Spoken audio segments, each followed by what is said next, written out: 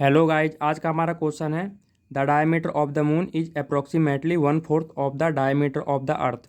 Question में हमसे कह रहा है कि जो मून का डायमीटर है वो अर्थ के डायमीटर का क्या है, 1/4 पार्ट है। आगे चलते हैं। What fraction of the volume of the earth is the volume of the moon. अब ये कह रहा है कि अर्थ और मून का जो वॉल्यूम है उसका हमें फ्रैक्शन निकालना है। क्या होगा, चलिए आइए देखते हैं इसे कैसे करेंगे।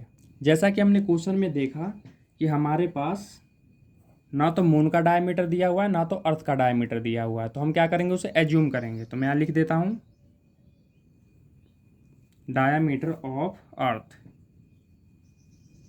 अर्थ का डायमीटर हम क्या मान लेंगे, हम मान के चलते हैं कि भाई अर्थ का जो डायमीटर है वो कितना है, डी है। ठीक है गाइज। अब इसका रेडियस निकालते हैं।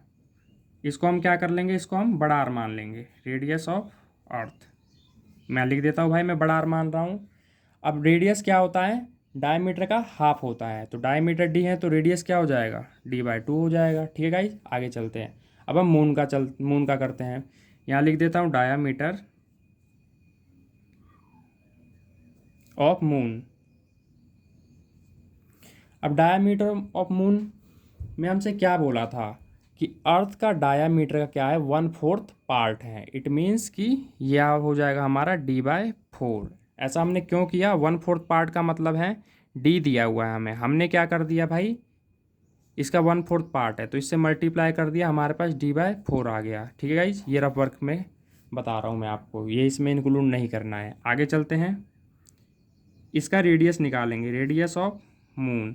इसको मैंने क्या कर लिया, छोटा आर मान लिया ताकि सेम सेम मैच ना हो। अब आप यहाँ पे देख सकते हैं गाइज कि रेडियस क्या होता है, डायमीटर का हाफ होता है। हाफ होता है इसका मतलब नीचे डी के नीचे हमारा 2 आ जाएगा। ठीक है गाइज, तो d/4 हमारा क्या था, डायमीटर था, और रेडियस निकालने के लिए मैंने क्या कर दिया, इसे 2 से डिवाइड कर दिया। तो हमारे पास क्या आ गया वैल्यू, d/4 2 जा 8। ये हमारा देख सकते हैं कि दोनों का रेडियस निकल चुका है। अब हम क्या करेंगे, यहाँ पे लिख देते रिक्वायर्ड फ्रैक्शन। ठीक है, रिक्वायर्ड फ्रैक्शन निकाल लेते हैं। अब क्या करेंगे, इसमें वॉल्यूम ऑफ अर्थ अपॉन में वॉल्यूम ऑफ मून रख देंगे। ठीक है गाइज, आगे चलते हैं। फॉर्मूला क्या होता है, अब आप यहाँ पे देखिए हमें फॉर्मूला कौन सा लगाना है। अर्थ और मून, इसका जो शेप होता है वो होता है हमारा स्फीयर का शेप। तो यहाँ पे वॉल्यूम ऑफ स्फीयर का हम फॉर्मूला लगा सकते हैं। तो मैं यहाँ लिख देता हूँ क्या फॉर्मूला होता है, 4/3 पाई। अब यहाँ पे आर कौन सा लगेगा भाई, बड़ा आर लगेगा, तो मैं बड़ा आर लगा देता हूँ। ठीक है गाइज, आगे चलते हैं। ये जो इक्वल है ये अपॉन के बीच में रखते हैं। वॉल्यूम ऑफ मून, इसमें भी वही फॉर्मूला लगेगा, 4/3 पाई।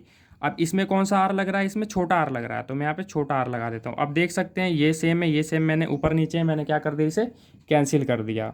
अब हमारे पास बचा क्या है, वो चीज़ हम लिख लेते हैं। हमारे पास बचा है बड़ा आर की पावर क्यूब और छोटे आर की पावर क्यूब। अब क्या करेंगे, हम इसमें वैल्यू पुट कर लेते हैं। अब बड़े आर का क्यूब करना है हमें। बड़ा आर कितना दे रखा है, d/2, तो d/2 का हमें क्या करना है, क्यूब करना है। ठीक है, अब यहाँ पे छोटा आर दे रखा है, छोटा आर कितना है, d/8। अब d/8 का क्या करना है, हमें क्यूब करना है।